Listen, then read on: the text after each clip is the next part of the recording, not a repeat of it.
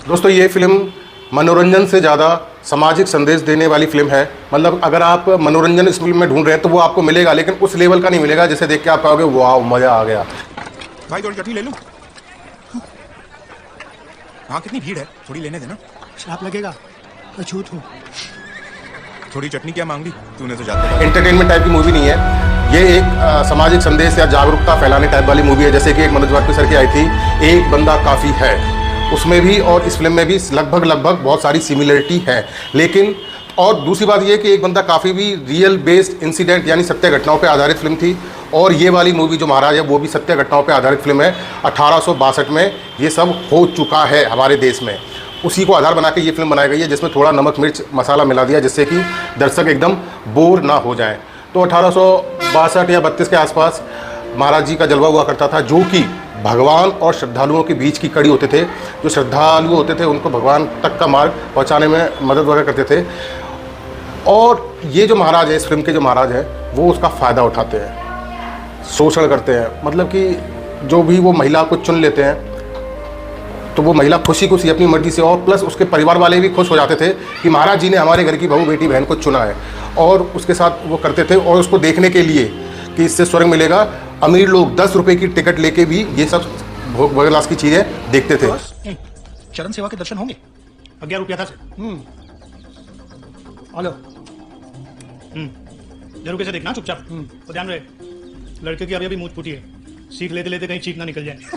हाँ खबर। तो ऐसे ही ये हीरो होता है, इसकी गर्लफ्रेंड भी महाराज जी के पास चली जाती है अपनी खुशी से, जबरदस्ती नहीं, अपनी खुशी से। हीरो को बात बुरी लगती है और वो कहता है भैया अब मेरी गर्लफ्रेंड वगैरह नहीं रहोगी, और फिर पता लगता है ये तो पूरे गांव में और समाज में जैसे फैला हुआ है, तो ये बीड़ा उठाता है, इसको हम रोकेंगे। और फिर महाराज जी और ये हीरो के बीच में चलता है कोर्ट केस, जो कि इस वाले कोर्ट केस में चला था। इसकी फ़ोटो भी है, लास्ट की फिल्म में बताई जाती है।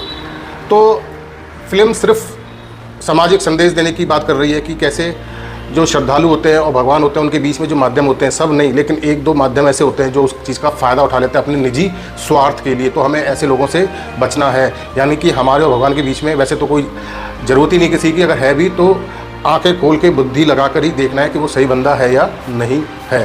प्लस एक ये फिल्म अच्छी बात और कहती है कि जो ज़्यादा सवाल पूछता है, प्रश्न पूछता है, उससे भी कुछ लोगों को बहुत खतरा होता है, क्योंकि सवाल पूछने वाला आदमी मूर्ख नहीं होता है कि वो सवाल पूछ रहा है उसे अज्ञानता है इसलिए सवाल पूछ रहा है, बल्कि वो बुद्धिमान है इसीलिए सवाल पूछ रहा है, अपनी जो उसका ज्ञान है उसको बढ़ाने के लिए सवाल पूछता है। तो ये जो कन्नन दास मुंशी जी थे, ये बचपन से ही जिज्ञासु प्रवृत्ति के थे और सवाल वगैरह पूछते रहते थे। तो ओवरऑल जब फिल्म खत्म होती है तब हमें एक बंदा काफ़ी है, ये वाली फिल्म की वाइब्स आती है। समाज की कुरीति दिखाना है और उस कुरीति को कैसे बंद किया गया ये दिखाना मेन मोटिव है इस फिल्म का। और ये फिल्म सीधे नेटफ्लिक्स पे ही आई है, हॉल में नहीं आई। इसका भी कारण है कि हॉल में ये फिल्म नहीं चलती, क्योंकि वो इंटरटेनमेंट जो हॉल में हमें मिलना चाहिए वो इस फिल्म में नहीं है। फिल्म ठीक है, एंगेजिंग भी ये सब कुछ है, लेकिन थोड़ा सा ऐसा लगता है कि कम है, जो नॉर्मल फिल्म होती है और उस टाइप से कम है। और ये थोड़ी डॉक्यूमेंट्री टाइप की फिल्म ज़्यादा लगती है, लेकिन तब भी ये फिल्म वन टाइम वॉचेबल है, देखोगे आप तो ऐसा नहीं है कि बहुत ज़्यादा बोर हो रहे हो, ऐसा कुछ नहीं है। बस ये है कि जो सेट वगैरह वो थोड़ी नकली फील होता है, असली गाँव तो फील नहीं होता है। स्क्रिप्ट वगैरह अच्छी है, स्टोरी एंगेजिंग है, महाराज जी का रोल इन भाई साहब ने निभाया, बहुत अच्छा निभाया है, और बाकी सब स्टार कास्ट भी अच्छी है।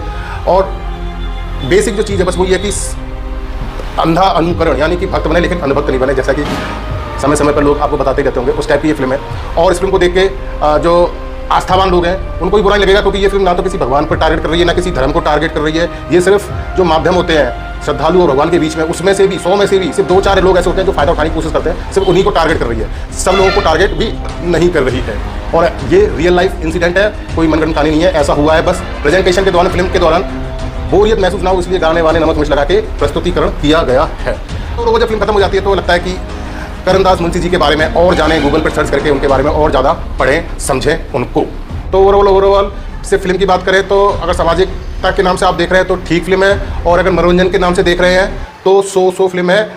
कुछ लोगों को अच्छी भी लग सकती है और कुछ लोगों को मज़ा नहीं भी आ सकता है। बात करें मेरी तो मुझे ये फिल्म ठीक ठाक एवरेज मूवी लगी है, जिसे मैं ये तो नहीं कहूँगा कि मत देखो, एकदम बोरिंग करेगी ऐसा तो नहीं कहूँगा, लेकिन बहुत ज़्यादा वैसा वाला एक्सपीरियंस देगी कि आपको कि मज़ा आ गया, वैसा भी एक्सपीरियंस नहीं देगी। मतलब कि ठीक ठाक फिल्म है। बस फिल्म का जो मेन पर्पस है कि इस फिल्म के खत्म होने के बाद जो आप मुंशी जी है इनके बारे में जानने की कोशिश करेंगे, और वो इस फिल्म अपनी मकसद में पूरी सफल है कि इनके बारे में तो वास्तव में हर कोई जानने की कोशिश करेगा कि ये कौन थे क्या थे गूगल पर। तो दोस्तों बस इतना ही कहना फिल्म के बारे में। जय हिंद, वंदे मातरम।